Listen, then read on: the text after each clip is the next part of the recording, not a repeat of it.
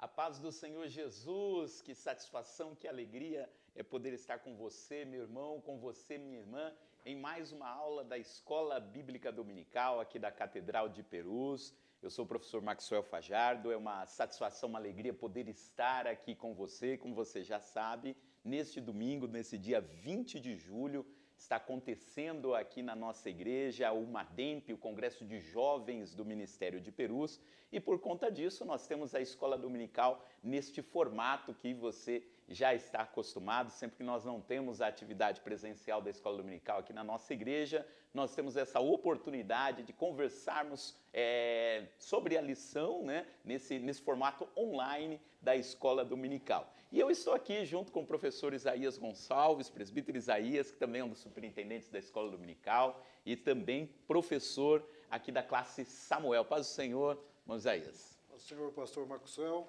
que Deus abençoe a sua vida. Obrigado pelo convite de fazer parte dessa mesa aqui para discutirmos a lição de número 3, né?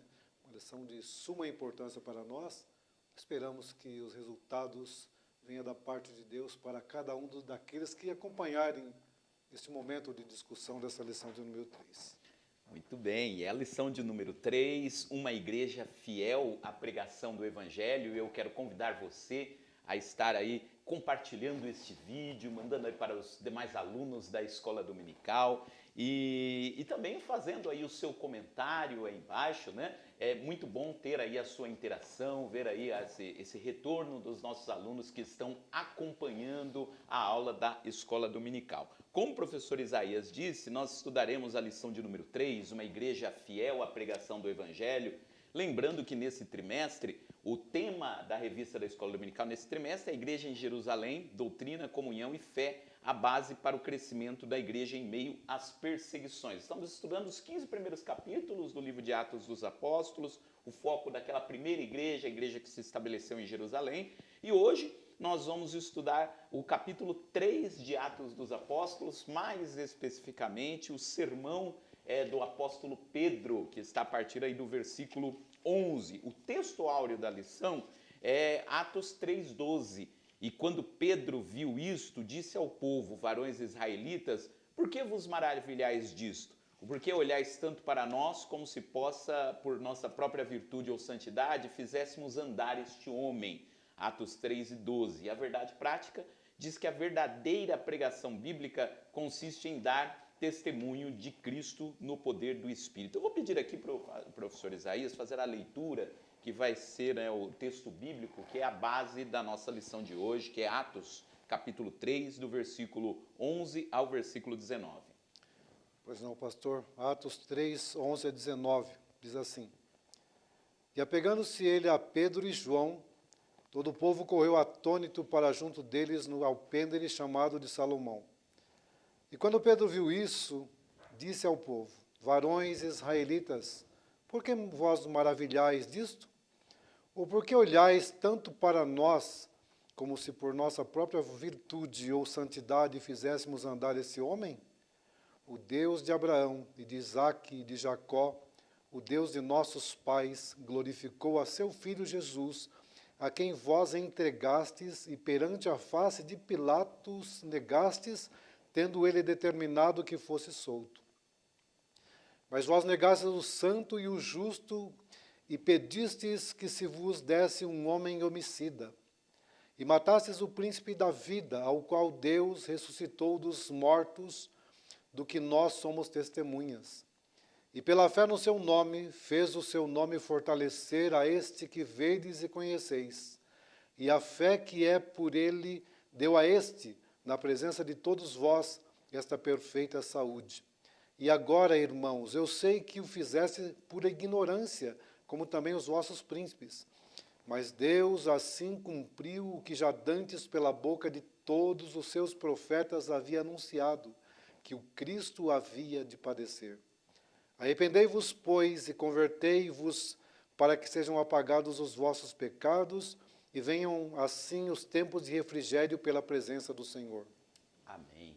Quero convidar você que está nos acompanhando para que nesse momento nós oremos a Deus, pedindo para que Ele possa se fazer presente, possa nos abençoar no decorrer desta aula, né? Nós cremos que todos nós seremos ricamente edificados pela ministração da palavra de Deus. Então, vamos falar com Deus nesse instante. Amado Deus, glorioso Pai, estamos diante da Tua presença e nós queremos Te louvar e Te engrandecer por todas as coisas e pela oportunidade que o Senhor nos dá de estarmos aqui, Senhor, nesse estúdio hoje, gravando esta aula. E eu quero lhe pedir, ó Deus, que o Senhor possa se fazer presente na vida de cada um que vai assistir, Senhor, a este conteúdo, que possa ser, Senhor, um momento de edificação para todos nós e que Teu Espírito Santo possa atuar por meio de tudo aquilo que façamos aqui, Senhor. É o nosso pedido em nome de Jesus. Amém. Amém. Muito bem. Então, vamos aqui começar conversando sobre a nossa lição. Eu estava conversando aqui com o professor Isaías antes de começar a gravação, né? Antes de começarmos aqui a aula. Porque nós vamos estudar Atos capítulo 3. E normalmente, quando a gente fala de Atos capítulo 3, a gente lembra, né, do milagre, da cura do homem que era colocado à porta do templo, né, que não podia andar, e aquele diálogo que teve com Pedro e João. E a lição vai falar de Atos 3, mas o foco maior será na pregação que se seguiu àquela cura, né? Tanto é que o título da lição é Uma Igreja Fiel à Pregação do Evangelho. Então, o nosso foco será essa análise, né, do sermão, da pregação do apóstolo Pedro, logo depois da cura daquele homem. Então, professor Isaías, por onde que a gente pode começar falando sobre esse assunto tão importante? Eu creio, pastor, que a gente pode começar exatamente pelo comentário, né, que o comentarista fez na lição, que é exatamente o foco, que é trazer a lembrança, a sequência da cura. Ele não deu tanta ênfase, como o senhor já disse, não deu tanta ênfase à cura em si, a cura do coxo, daquele aleijado em si, né? Mas a ênfase que o comentarista dá é exatamente no que se seguiu aquela cura. Mas é interessante observar aqui que ele começa aqui já no tópico 1, né? A igreja que prega as Escrituras, que no tópico 1, subtópico 1 e 2, ele vai falar que o Pedro, né, ele vai evocar toda a Escritura para explicar aquilo que aconteceu naquele momento. Ele já tinha feito isso, né? No caso do Pentecostes, lá, que ele também é um dos que aparecem à frente desse trabalho e vai explicar o porquê do Pentecostes, porque todos estavam maravilhados com o que aconteceu, toda a assistência, e perguntaram o que isso quer dizer. Então, ele explica. Então, aqui, da mesma forma, ele vai explicar o porquê disso, né? Ele evoca lá os textos do Antigo Testamento, lá de Deuteronômio, né? E os livros dos profetas, o profeta Daniel, todos os livros, alguns livros do Antigo Testamento, para tentar, ou para explicar aquilo que estava acontecendo naquele momento. Então, a gente vê como a importância de, quando vamos falar sobre a palavra de Deus, de conhecer o contexto, né? De conhecer o todo da palavra de Deus. Não é apenas aquele contexto, não é apenas aquele texto. Às vezes nós ouvimos alguns pregadores que lê apenas um versículo. Não estou criticando isso, né? Até porque você não pode ler um texto muito longo no início de uma preleção, mas o Pedro faz isso, né? Ele tenta explicar, mas trazendo a Escritura, toda a Escritura, evidentemente do Antigo Testamento, para dizer o porquê daquilo estar acontecendo. Então, a gente vai ver aqui no tópico 1 e 2, subtópico 1 e 2, que a gente vai ver um pouco mais detalhado, né? Que ele vai trazer a Escritura para revelar Deus no subtópico 1. Depois ele diz que as Escrituras testemunham de Jesus. Então, esses dois subtópicos aqui são importantíssimos, porque ele está dizendo que aquilo não é um caso isolado, não é por acaso aconteceu aquilo, mas é exatamente aquilo que as Escrituras dizem que haveria de acontecer, é exatamente aquilo que aconteceu. E ele tem base bíblica, né? Tem muito conhecimento bíblico para falar para os seus questionadores o que isso quer dizer, o que está acontecendo aqui. Né? Tem várias coisas aí importantes, né, dentro disso. À medida que o senhor estava falando, eu fui pensando aqui, né?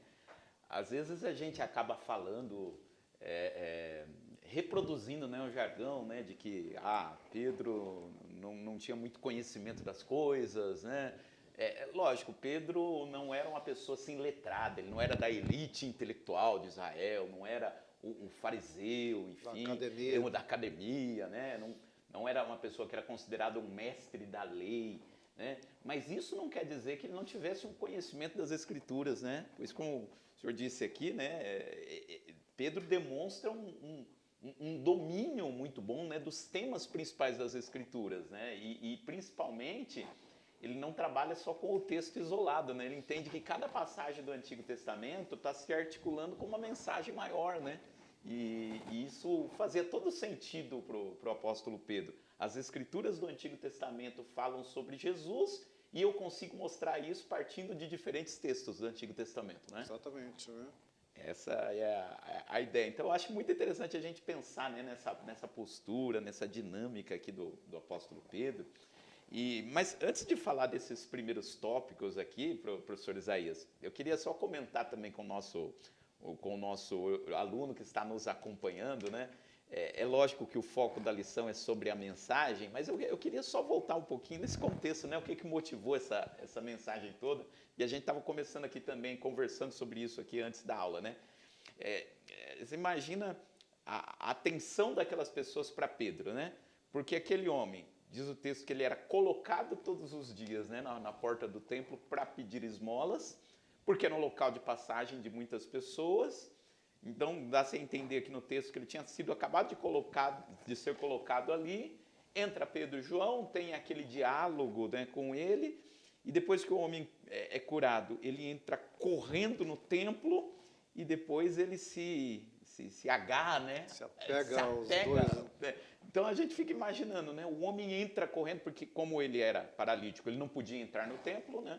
E agora que ele, não somente pela condição física, mas tinha uma série de restrições na lei, né? A respeito dessas pessoas. E aí ele entra no templo e depois que ele entra no templo, ele fica do lado de Pedro e João, né? Como querendo dizer, por causa deles. E aí começa a pregação de Pedro, né? Então, esse é o contexto, né, que começa tudo isso. A gente vai ver Atos 4, 22, vai dizer que já fazia mais de 40 anos que ele estava naquela condição. Não diz que ele tenha nascido daquela forma, né, mas já fazia mais de 40 anos que ele estava naquela condição. Não sabemos em quanto tempo ele era colocado ali à porta do templo. Não sabemos, não temos essa informação. Mas já há 40 anos ele estava naquela condição precária, né, de deficiência, que ele, pelo que deixa entender na leitura bíblica, ele não andava, ele era colocado lá porque ele não conseguia se locomover, né? Ele se de certa forma, ele se autolocomover, melhor dizendo, né? Porque ele tinha limitações. Então ele era colocado lá há mais de 40 anos ele tinha essa condição e era colocado lá todo dia. Então, voltando, como o senhor preferiu não ainda iniciar, né? Mas voltando na condição dele, ele está lá pedindo pedindo esmola, né? Como um pedinte, está lá como um pedinte. E como o senhor disse mesmo, possivelmente Jesus já teria se deparado com ele lá. Jesus, né? provavelmente passou por ali. Já passou por lá e já teria se deparado com ele lá. Mas até esse momento ainda ele estava lá. Estava lá e pedindo alguma coisa e, digamos assim, graças a Deus que os apóstolos não tinham dinheiro. Porque se tivesse era mais um dinheiro, né? Mais uma moeda. É verdade. Se tivesse dinheiro era mais uma moeda, né? Mas eles disseram, né? Não temos prata, não temos ouro, né? E uma coisa interessante, Pedro até fala isso no discurso dele, né? Esse homem que foi curado, vocês todos conhecem ele. Ele parece uma figura conhecida, estava lá há tanto tempo assim, né? Então todo mundo já via aquele homem lá pedindo esmolas, né? Como querendo mostrar, não tem como ter sido um milagre fabricado, né? De fato, assim, ninguém podia negar, dizer, não, você está dizendo que o homem andou, mas a gente não conhece ele, né? Pedro diz, não, todos vocês conhecem. É um milagre legítimo. Não é possível que esse homem tenha ficado 40 anos fingindo que não andava, né? Ele não andava, E por isso ele foi curado para demonstrar o poder de Deus. Então era um milagre incontestável, né? E isso que chamou a atenção, né, de todos aqueles que se achegaram a Pedro e João para que eles explicassem o que tinha acontecido. Né? Sim, porque não tinha como negar. Todos conheciam ele estava lá todos os dias. Seria mais uma moedinha que ele poderia angariar. Isso me faz lembrar daquela passagem do cego de Jericó, né? Estava lá gritando lá, né? Pedindo alguma coisa, né? E quando Jesus passa, Jesus e a sua comitiva passa, e ele pede, está lá, primeiro ele pergunta, o que está acontecendo aqui? Aí disseram, não, é Jesus, o Nazareno que está passando. Aí, então ele começa a gritar, Jesus, filho de Davi, né? Então, Jesus, em determinado momento, para e pergunta, o que queres que eu te faça? Que pergunta, né, que a gente poderia receber da parte de Deus, do Deus, né, Deus encarnado, né? O que queres que eu te faça, né? De repente, ele poderia ter pedido uma moeda, já que o senhor tem todo o poder, dá um dinheiro aí, uma moeda, né, muito maior do que comumente eu recebo aqui. Mas ele diz que eu veja, né? Então vê, se você quer isso, vê. Ele como esse outro coxo aqui, aquele cego lá também poderia ter recebido apenas mais uma moeda, continuado cego, mas não, ele encontrou com o dono da vida, com aquele que tem todo o poder, diz, eu quero ver, né? Certamente ele sabia do poder de Jesus. Eu quero ver, então, você quer, então vê. E eu acho que nesse caso, né, que é mais bonito também, né, no caso do Bartimeu, né, que Jesus curou, que no minuto seguinte todo mundo estava mandando ele ficar quieto, né? E antes de Jesus curá-lo, Jesus vai contra toda a multidão e diz, não, antes de curar eu quero que você fale. Então, o que queres que eu te faça, né? Não tinham dado direito a ele falar, não, como querendo dizer, você é cego, você não tem direito à fala, não tem que ficar interrompendo Jesus. E antes de Jesus curar, Jesus, não, você tem direito à fala sim, o que queres que eu te faça, né? Jesus dá a oportunidade para aquele que não tinha voz, que ele pudesse falar, né? Como nesse caso aqui de Atos, é dada a oportunidade a alguém que não podia entrar no templo de ser incluído, de entrar, né? De participar. Então, é muito interessante, né? Essas múltiplas dimensões aí do milagre. Mas, professor Isaías, eu acho que vai aparecer depois nos próximos tópicos, né? Eu fico imaginando a decepção do coxo lá, né? Não temos prata nenhuma. É como, às vezes, nós estamos passando pela rua, ou de carro, ou às vezes a pé, um pedinte pede, eu não tenho. E às vezes você não tem mesmo, né? Não tem um trocado para dar para aquele pedinte lá. E a gente vê a decepção no rosto da pessoa, né? Eu imagino a do coxo lá. Não temos prata nem ouro. Poxa vida, mais um que fala a mesma coisa, mas um que não tem, né? Mas ele tinha algo muito melhor do que prata e ouro. Exatamente. É muito interessante, né, nessas passagens bíblicas a gente imaginar, né, como que foi aquela cena, né? E eu acho que a partir daí que a gente entra então no tópico 1, depois eu acho que vai aparecer novamente essa questão do diálogo, né, com aquele homem, como que isso aconteceu, mas só para dizer que essa cura gerou todo esse contexto da pregação, então o homem foi curado, aí esse homem curado se apega ali a Pedro e a João, fica do lado deles, e aí todo mundo olha para eles dizendo o que aconteceu. Como o senhor disse, igual no dia de Pentecostes, né? Aconteceu o Pentecostes, todo mundo falando em outras línguas, e a pergunta, o que é isso? Como que isso aconteceu? E novamente essa pergunta surge, como é que isso aconteceu? E aí entra o discurso de Pedro, que é o texto que foi lido, né, de Atos capítulo 3, do versículo 11 ao versículo 19, e que mostra toda essa centralidade, né, das Escrituras no discurso aqui de Pedro, né? E aí são os 3 tópicos, o professor Isaías colocou, né? As Escrituras revelam Deus, as Escrituras testemunham de Jesus e as Escrituras confrontam o pecado.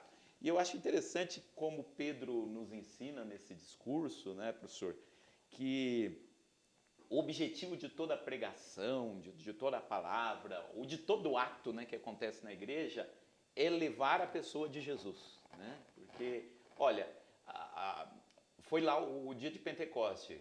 Todos falaram em línguas e Pedro vai explicar e ele leva todo mundo para onde? Para Jesus. Aqui, né, o homem é curado. Como que aconteceu isso? Deixa eu explicar o que aconteceu. E o tema da fala dele leva para Jesus. Depois, no capítulo seguinte, quando Pedro é preso, né, e está lá sob interrogatório, como que a explicação dele acontece? Leva para onde? Para a pessoa de Jesus, né? Jesus acaba sendo o centro de toda a mensagem.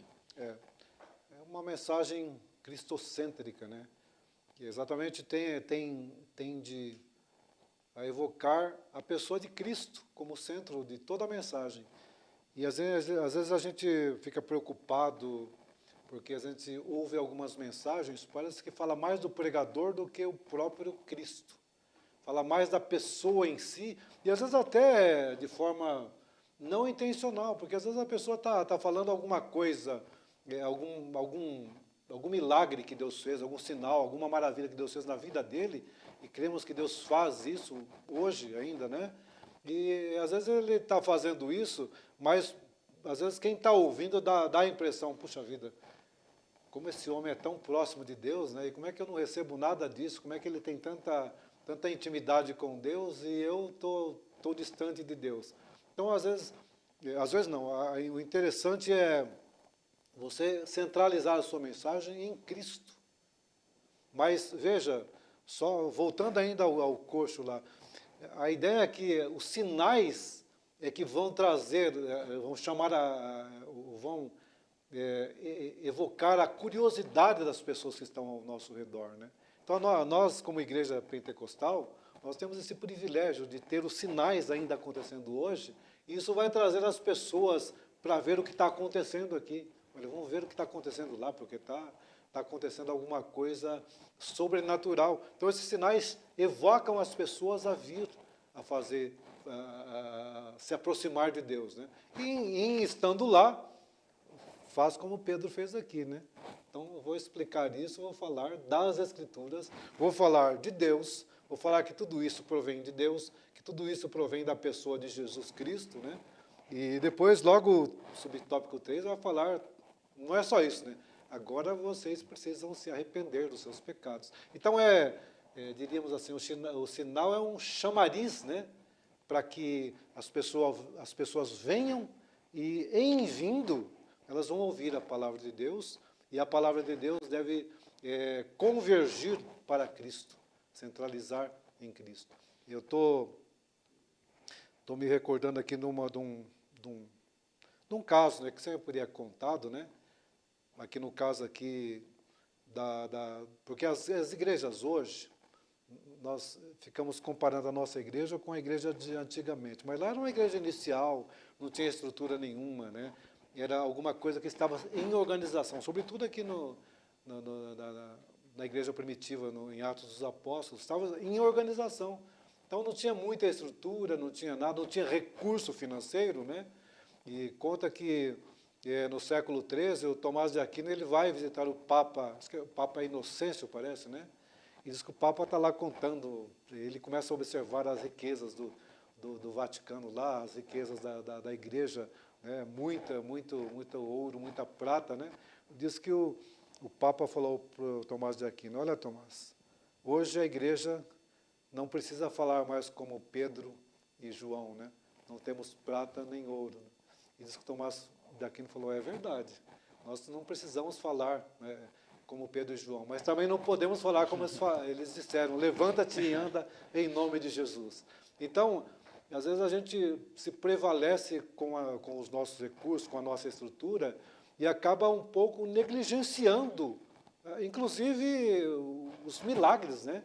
Que é exatamente isso que vai atrair as pessoas, sobretudo num país como o nosso, um país que tem problemas sociais, muitos problemas sociais, né? Então as pessoas são atraídas por isso, atrás de curas, e não é incorreto não, porque Jesus veio para isso também.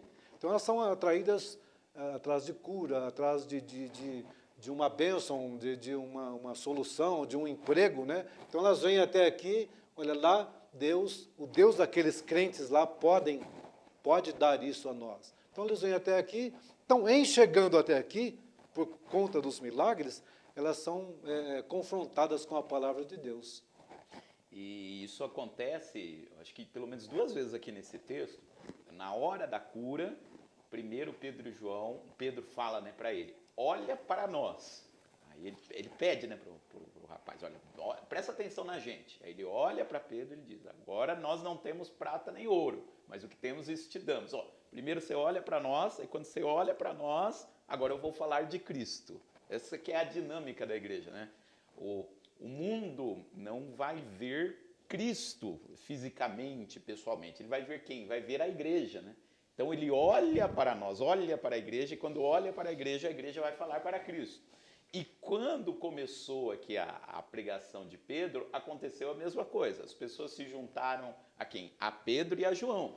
Depois que chegaram em Pedro e João e olharam para Pedro e João, agora vocês estão olhando para nós, agora deixa eu explicar, não foi a gente que fez. Ele até diz isso, né? Por que vocês estão olhando para a gente como se a gente tivesse feito essa cura? Não foi a gente, foi Jesus a quem vocês crucificaram, né? E aí aponta para Cristo. Então, essa é a dinâmica, né, da igreja, né? As pessoas olharão para a igreja, e ao olhar para a igreja deve lançar o olhar das pessoas para Jesus. Na lição passada, a gente estudou aquilo que pode ser considerado as marcas internas da igreja, né? O que acontecia internamente na igreja, que mostrava, né, a presença de Deus, que era a comunhão, o partir dos pães, enfim. E hoje a gente está falando dessas marcas externas, né? Como quem estava de fora percebia a ação do Espírito Santo e percebia por intermédio dos sinais. Mas os sinais, como o próprio João já disse, são sinais, né? Servem apenas para, quer dizer, apenas não, né? Mas servem para apontar para alguma coisa maior, né? Então, essa ideia, né? Os milagres acontecem, Deus opera, mas quando as pessoas olham para nós, aí é a hora da gente apontar para Cristo.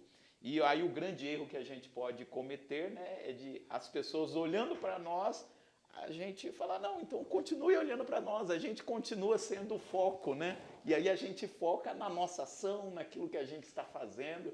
E eu acho que Pedro e João nos ensinam, né, a direcionar o foco para Jesus, né? Porque às vezes você, de novo, né, voltando para a pregação, mas para o pregador em si, que a gente ouve a pessoa, por exemplo, dizer, olha, eu preguei lá em tal lugar, tantas almas se converteram, preguei lá em tal lugar, tantas almas, tantas pessoas foram batizadas com o Espírito Santo, paralíticos andaram, e de fato Deus faz isso através do homem, mas às vezes essa glória Ele quer para Ele. Mas Pedro aqui, João disse, não fomos nós, não.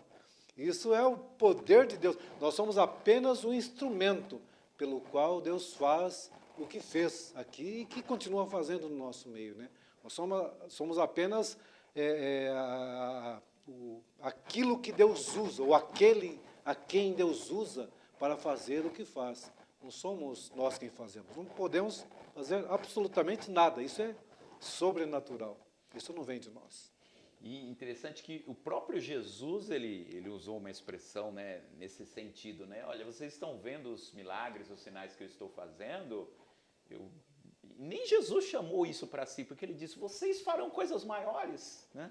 Quer dizer, ele que é a fonte de todo o poder, ele falou, olha, eu sou a fonte do poder, eu que estou realizando os milagres, mas não sou só eu não, vai ser por intermédio de vocês também, né?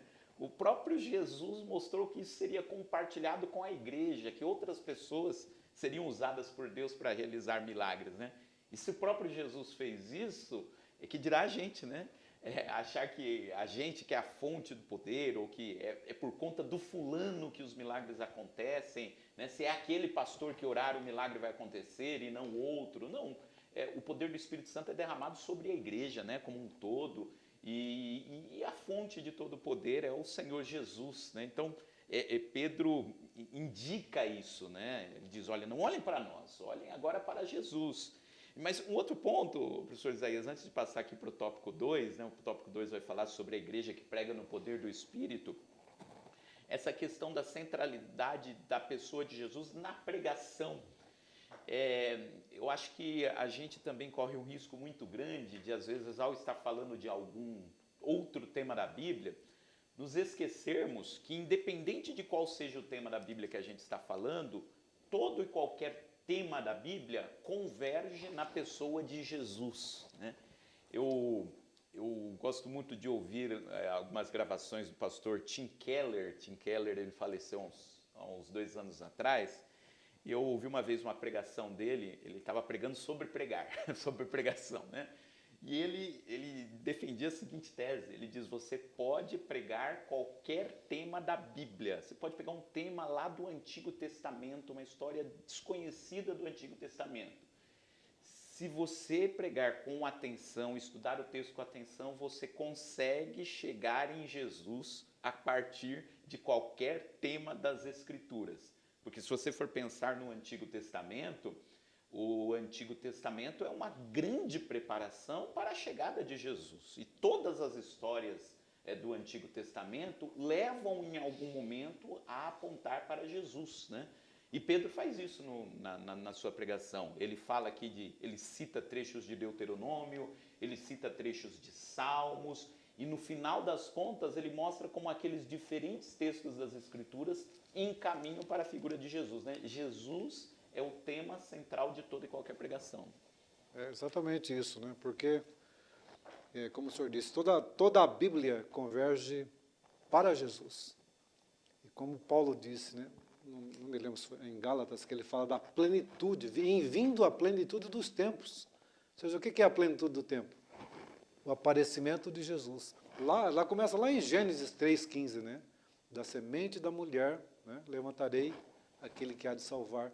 E o próprio, o senhor está falando aqui de Jesus, o próprio Deuteronômio, o comentarista cita aqui 18, né? 18, 15, acho que é isso, Deuteronômio 18, 15. Que vai falar de Moisés, apontando para Jesus. Profeta, né? Profeta, né? O profeta de 18, 15, é isso, né?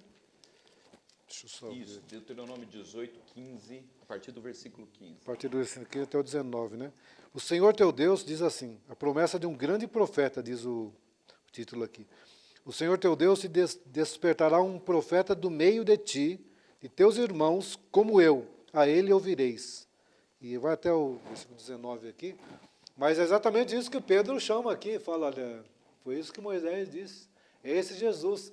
Mas dando sequência a isso, a esse Jesus que os judeus, esse profeta Moisés, que os judeus tinham grande estima, Moisés fala, ele vai levantar um semelhante a mim, a ele vocês vão ouvir. Então, ele lança em rosto dos judeus, olha, o teu profeta, o profeta que vocês têm grande estima, ele está falando desse Jesus, aí ele dá sequência, a quem vocês mataram, vocês e vossos príncipes. Mas ele fala, olha, vocês ainda estavam na ignorância, né? Vocês e vossos líderes estavam na ignorância, fizeram isso na ignorância, né?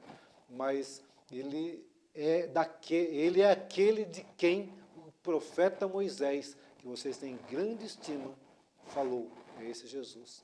E vocês mataram. E depois ele vai, que é o subtópico, antes de passar para o tópico 2, né, o subtópico 3, que vai falar confrontar o pecado, né? Confrontam o pecado, né? Ele fala, vocês mataram, mas ele diz aqui no versículo 19, que é da nossa leitura, né? Que ele fala, o 18 antes, né? Mas Deus assim cumpriu que já dantes pela boca de todos os seus profetas havia anunciado que o Cristo havia de padecer. Estou falando aqui vocês fizeram isso, mas já estava prenunciado pelos profetas. 19 diz, arrependei-vos, pois, e convertei-vos, para que sejam apagados os vossos pecados, e venham assim os tempos do refrigério pela presença do Senhor. Ou seja, agora vocês precisam se arrepender. Vocês fizeram isso na ignorância, mas agora vocês estão sabendo o porquê, como se deu isso, né? Como estava profetizado e o porquê se deu isso. Então agora vocês precisam se arrepender, que é exatamente o tópico 1.3, que vai falar que as Escrituras confrontam o pecado. Não é apenas, tudo bem, agora vocês sabem, está tudo bem, né? Porque uma das 7 palavras da cruz que Jesus disse lá, né? Disse, né? Perdoa-os, porque não sabem o que fazem. Embora estivessem cumprindo as Escrituras, estavam na inocência, ou na ignorância, né? Não sabiam o que estavam fazendo. Tanto é que Jesus fala, perdoa-os porque não sabem o que fazem. Então, como perdoa? Pedro dá a receita aqui, arrependei-vos e convertei-vos para que sejam apagados os vossos pecados. E a igreja precisa disso também, de confronto. Não é apenas atrair o povo, é exatamente a pregação de Pedro, né? O sinal atraiu o povo e perguntou o que está acontecendo. Pedro começa a explicar, falando das Escrituras, que estava profetizado a respeito de Jesus, mas depois ele fala, mas vocês precisam se arrepender, para que os seus pecados sejam apagados, né? Não é apenas estar aqui. Então, é um dos grandes perigos da igreja atual, né? É que, às vezes, eles querem deixar as pessoas ficarem confortáveis na igreja. Um grande perigo da igreja atual. Porque eu quero que ele se sinta bem, né?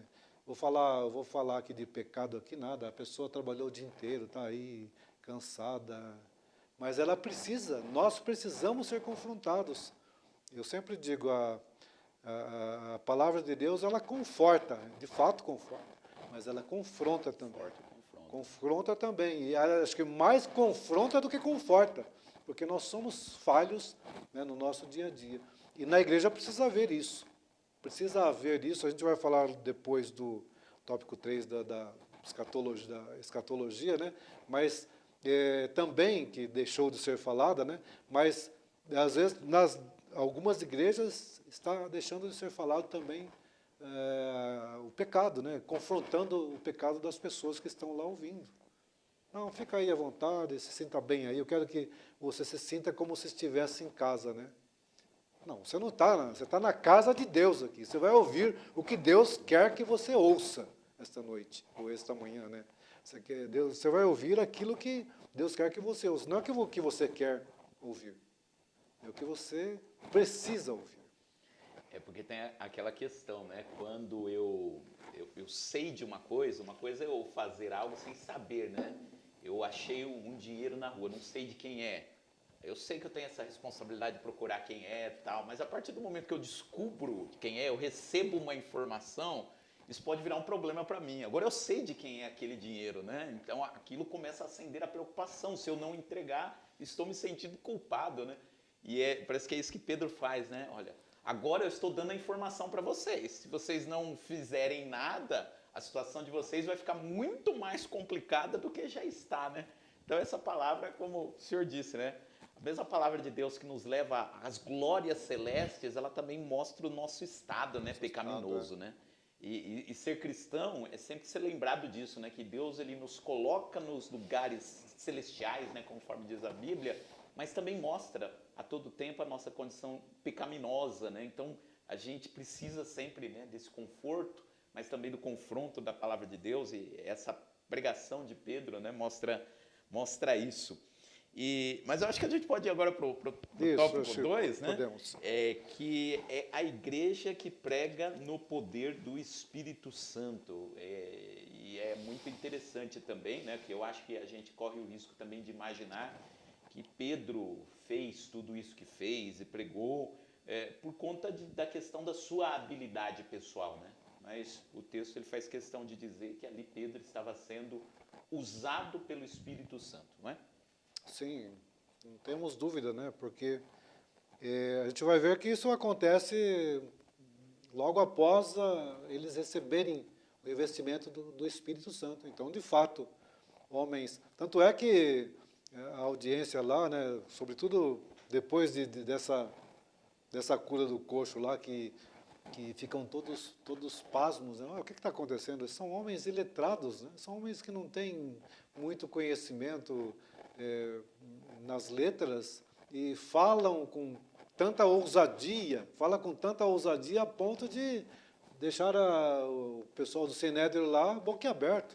Como assim? Vocês nem têm muita instrução, muita formação, não tem nenhuma formação acadêmica aí.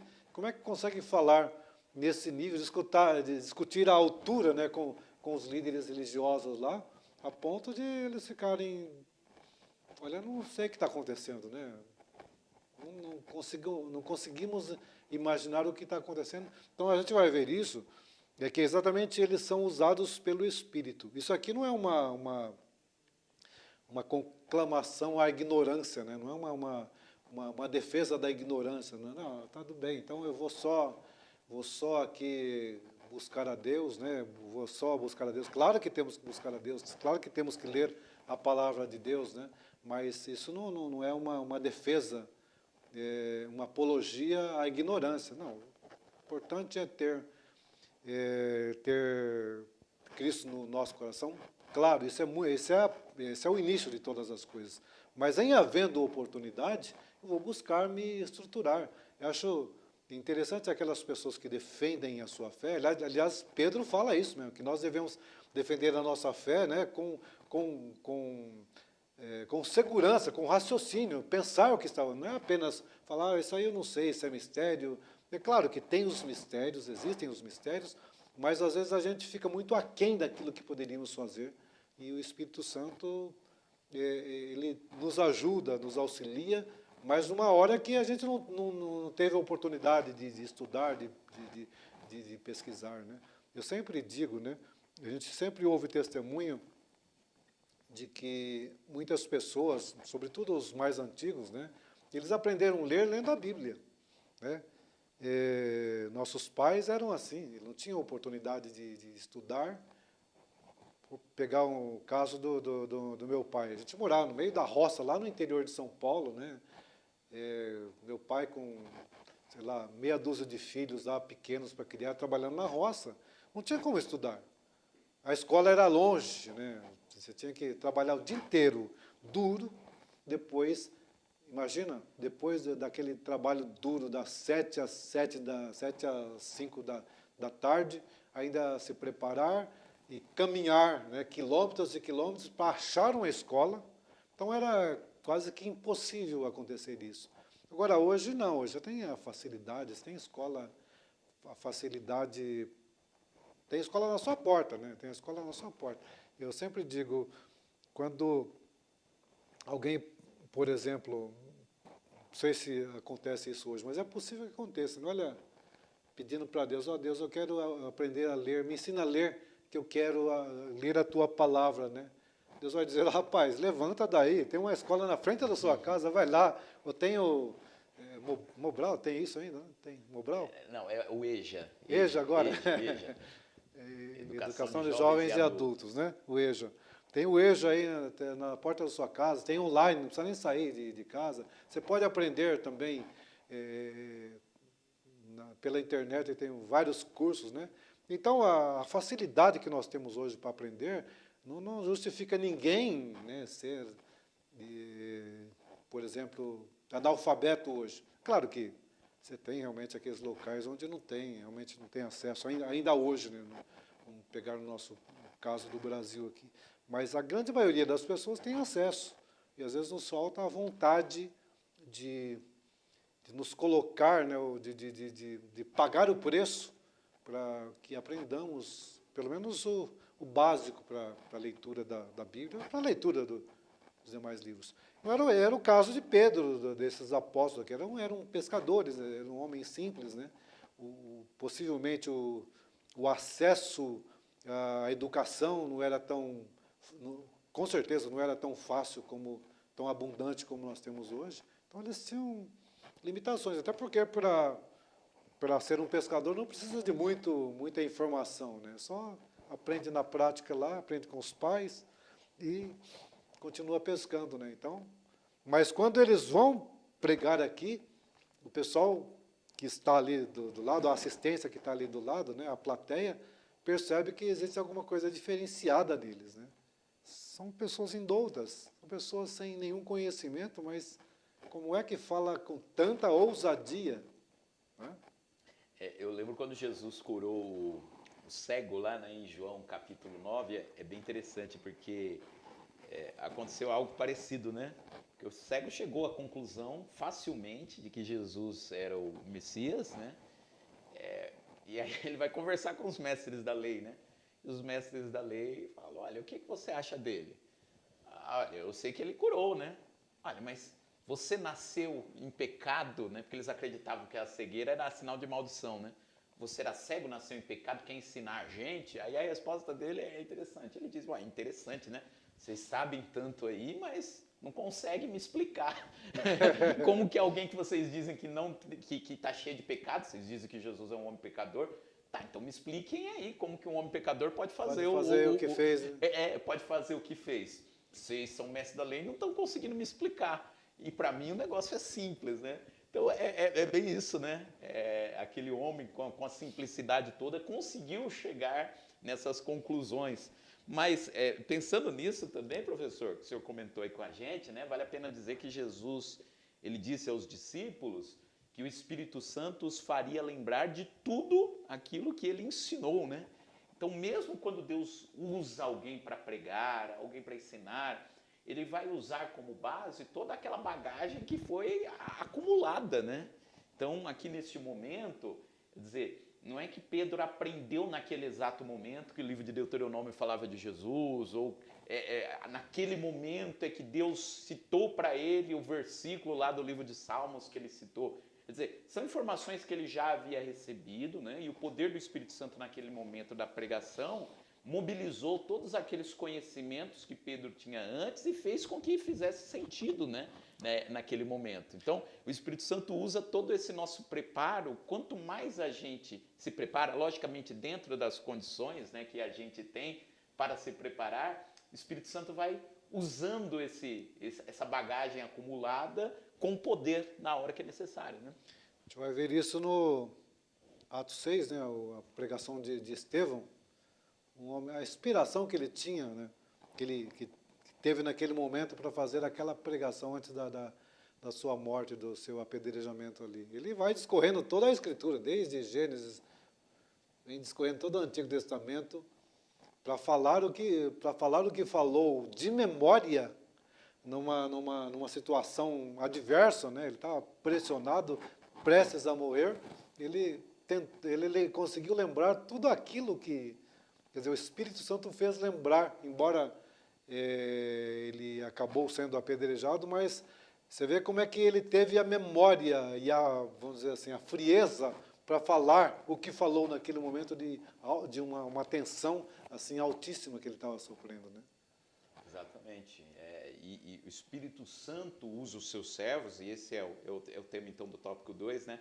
A igreja que prega no poder do Espírito. Então o Espírito Santo usou a Pedro, mobilizou todas essas informações que Pedro fez, o Espírito Santo faria lembrar, né, das coisas que Jesus ensinou. E antes aí de partir para o tópico 3, professor, nosso tempo já está quase... isso que eu estou olhando minutos, ali. Temos poucos minutos. Eu gostei muito do destaque que o comentarista fez no tópico 2, né, ou no subtópico 2, né, dessa ideia do fixar os olhos, né? Achei muito interessante essa observação que ele coloca aí. Vocês querem comentar a respeito disso? Porque o comentarista fala que, deixa eu ver onde que ele fala aqui do fixar os olhos, né, que está no subtópico 2, né? Isso. Essa mesma expressão também é usada para descrever o apóstolo Paulo cheio do Espírito Santo, quando olhou fixamente para um homem paralítico na cidade de Listra e o curou. Então não é apenas fixar, de apenas olhar, né, de ficar olhando nitidamente ou fixamente para a pessoa. Né? É algo mais, é algo espiritual isso aí. Então fala que ele curou, Atos 14, 9, né? Ele curou o paralítico na cidade de Listra. Da mesma forma, aparece em Atos 13, 9, quando Paulo, cheio do Espírito Santo, fixou os olhos no falso profeta Elimas para repreendê-lo. Retomando o episódio de Pedro, isso nos mostra que ele não apenas estava capacitado para curar, mas também ungido para pregar. Então a gente vai ver que essa questão de fixar os olhos, como o comentarista coloca essa abordagem aqui, é exatamente algo muito mais do que um fixar de olhos físico, né, humanamente falando, né, é algo espiritual, é algo que transmitia uma espiritualidade tremenda naquele que estava fixando os olhos, porque daquilo saía poder.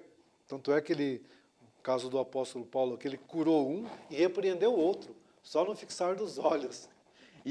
A partir, quer dizer, a partir do fixar dos olhos, né?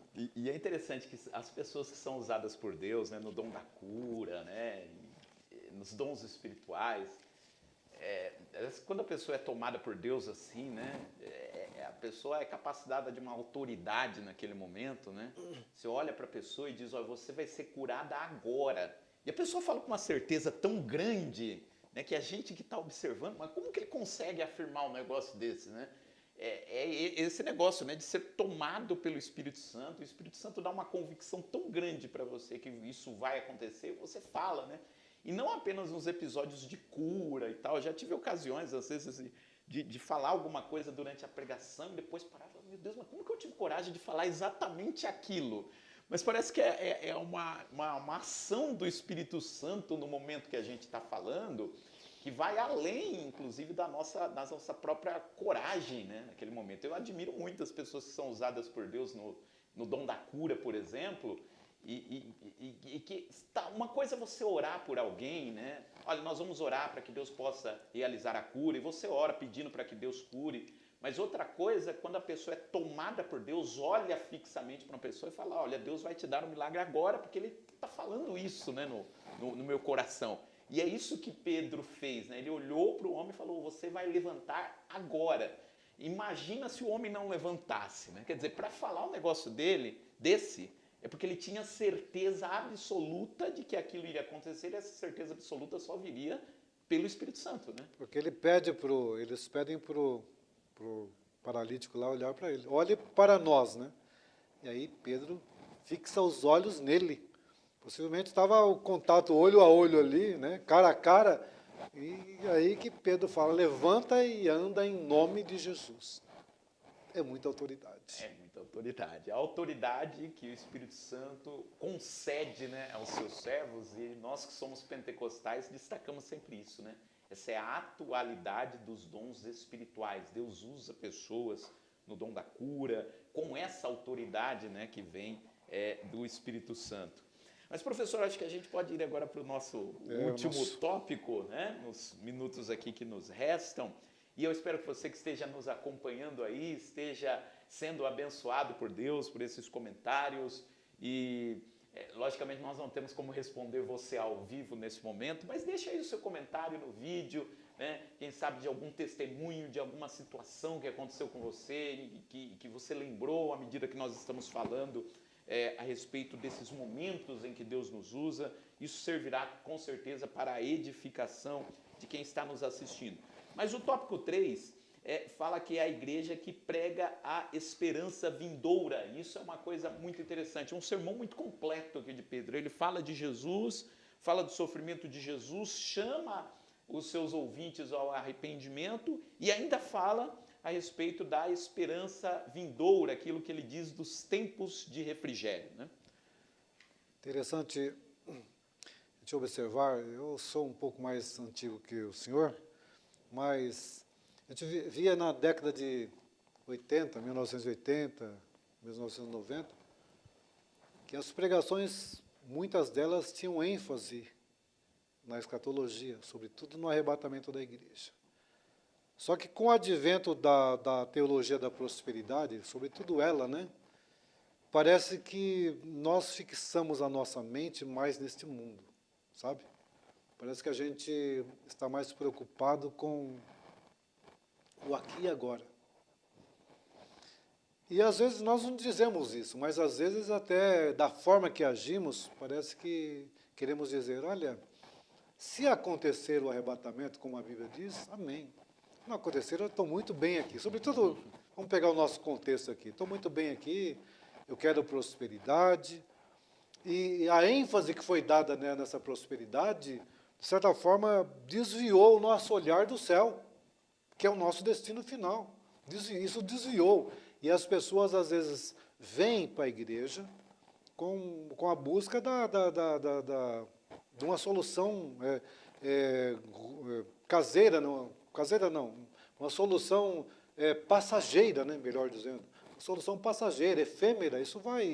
Eu quero uma cura para uma enfermidade. É claro que Deus faz isso ainda hoje. Nós somos continuistas, cremos na cura da enfermidade, na solução de um problema.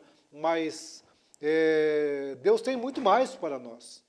Deus tem muito mais para nós. Ele quer não somente que nós tenhamos uma vida com abundância aqui, mas uma vida com abundância ao lado dele. É exatamente essa a oração de Jesus, né, João 16, né, 15, né?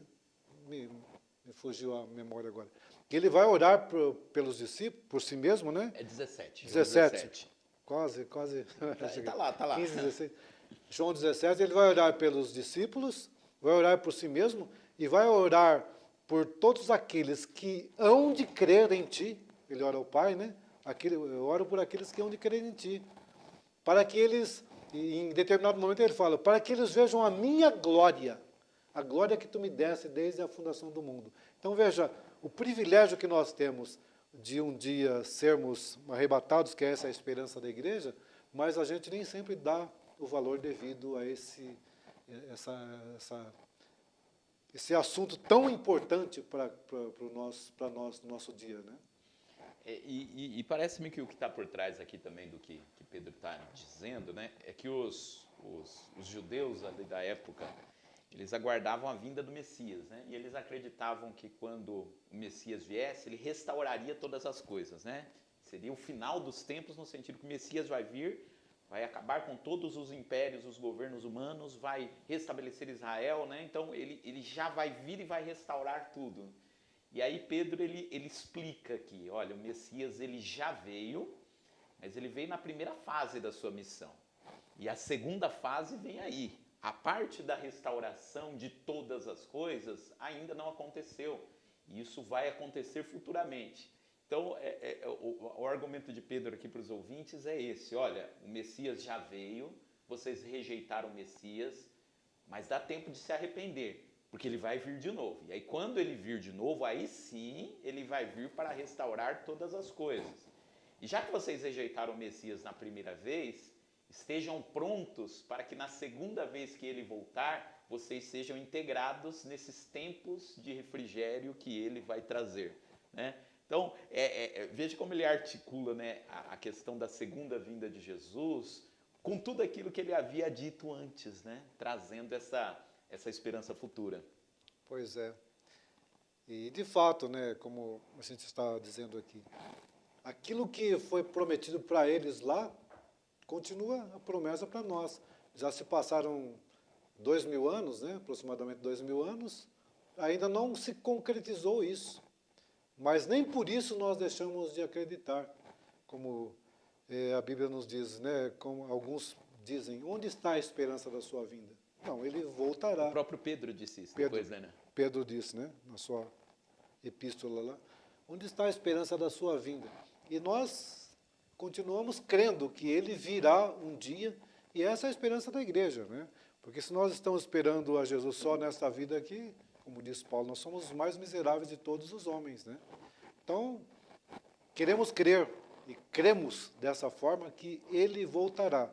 Agora, eu penso que, de fato, a igreja tem negligenciado um pouco isso, essa fala da volta de Deus. Parece que toda a pregação enfatiza o aqui e agora, você vai ser abençoado. Claro que Deus tem bênçãos para nós. Você vai ser curado. Claro que Deus tem cura para nós.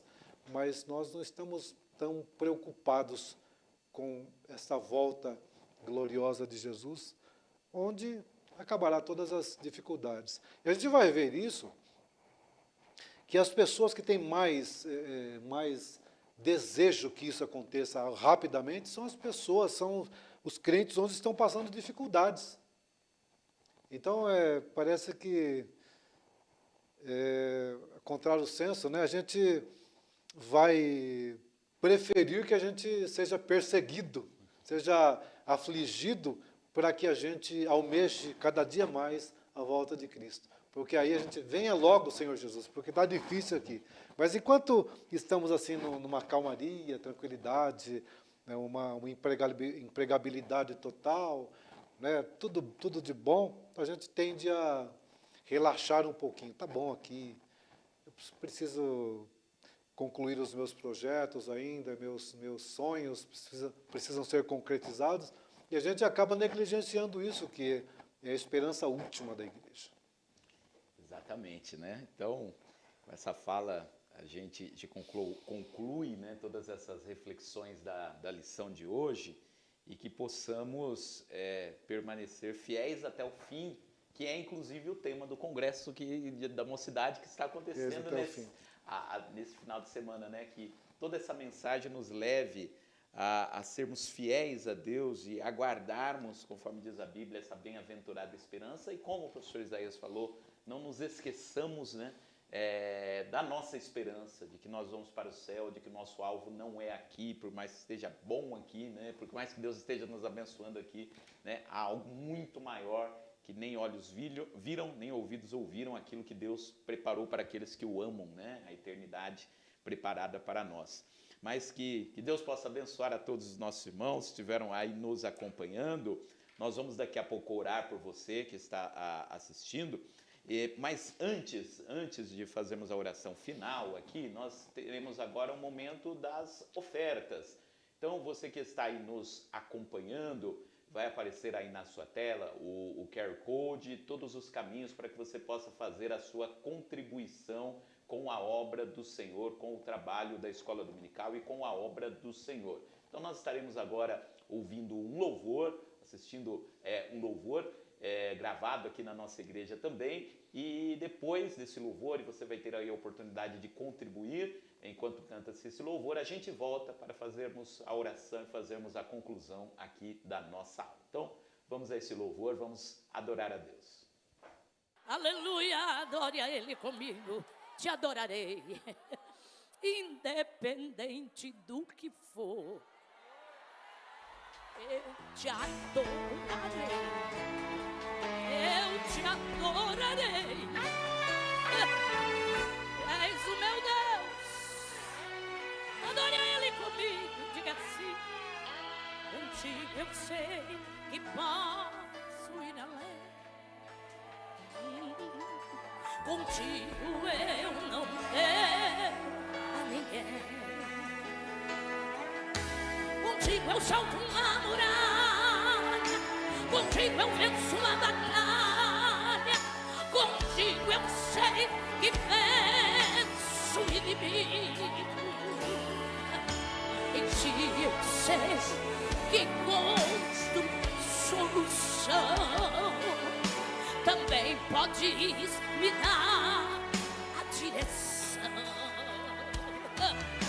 em ti eu sei que estou seguro, pois já estás no meu futuro, e tu já sabes bem o que fazer.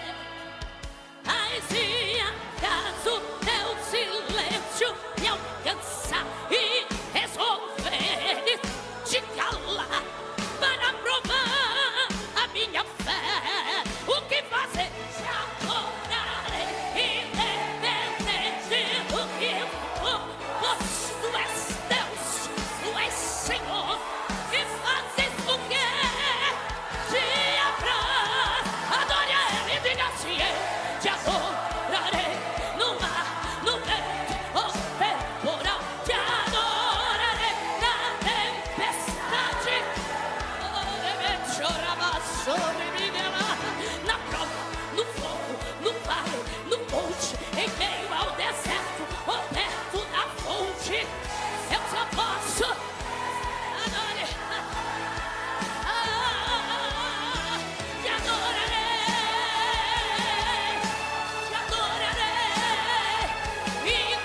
independente do que for, te adorarei, diga te adorarei, independente do que for, te adorarei, e digo a Ele assim, é grande, é justo, é lindo, é santo, forte, torre, rocha, vida, nada pode, cura, livra, salva, usa, ressuscita, Ele tem, Ele é, Ele faz, Ele sabe, eu só sei que independente do que for,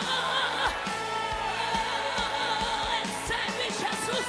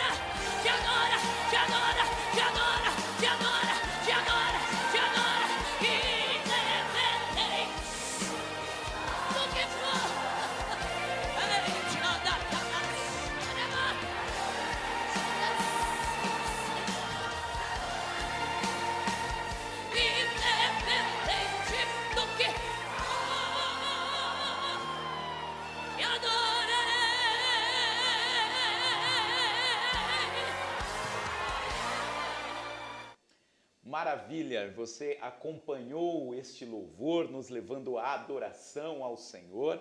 E nós queremos agradecer a você que esteve nos acompanhando esta aula da Escola Dominical. E você que está participando presencialmente aí do Congresso da Mocidade, do Mademp, que está acontecendo na nossa igreja, ou acompanhando os vídeos pela internet, que Deus possa abençoar. São 2 trabalhos da igreja que estão acontecendo hoje simultaneamente, né? Nossa Escola Dominical e também o Congresso dos Jovens, e é nisso que a obra do Senhor vai avançando, vai crescendo.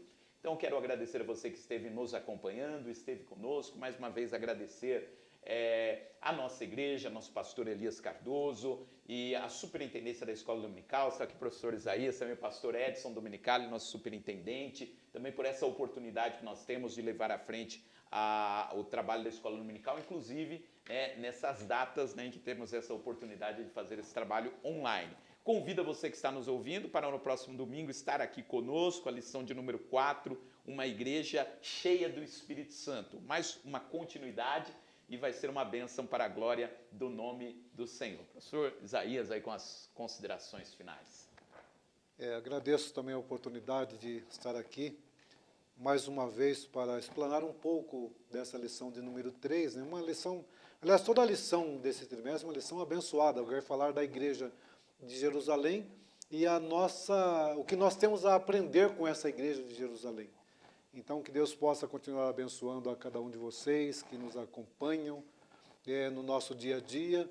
E no momento que você assistir essa aula, que seja abençoado e confortado e confrontado com essa palavra, para que você possa crescer mais e mais na graça e no conhecimento de Jesus Cristo. Amém. Professor Isaías, por favor, fazendo uma oração aí para nós terminarmos a nossa aula de hoje. Oremos. Soberano e eterno Deus, obrigado, Deus, por ter nos permitido este momento de reflexão sobre a Tua Palavra, sobre a pregação da Tua Palavra, meu Deus. Queremos te pedir as Tuas bênçãos em favor daqueles que irão, Senhor, no momento oportuno, ouvir, assistir esta aula, que eles sejam edificados pela Tua Palavra, que eles sejam confortados pela Tua Palavra, que eles sejam confrontados com a Tua Palavra, mas para que eles possam crescer, Deus, crescer em sabedoria, crescer em graça, para a glória do Teu nome. Abençoa os Teus filhos, Senhor. Nós não sabemos a condição, a situação, o problema de cada um deles, mas queremos Te pedir, ó Deus, que neste momento, Senhor, que essa palavra os encontrar, para que eles possam ser, ó Deus, reanimados, para continuar, Deus, Senhor, a Tua obra, para continuar seguindo os Teus passos até a volta do Senhor, que é exatamente o que exploramos aqui no tópico 3, Senhor. É a Tua vinda, é a esperança da igreja, é o último, Senhor, é a última promessa a ser cumprida na nossa vida, Deus. Nós confiamos em Ti e cremos que o Senhor fará assim para a glória do Teu nome. É o que nós te pedimos em nome de Jesus. Amém, Jesus. Amém. Que Deus abençoe você e contamos com você nas nossas próximas aulas da Escola Dominical. Um abraço, Deus te abençoe. Amém. AD Perus, desde 1947, abençoando o Brasil.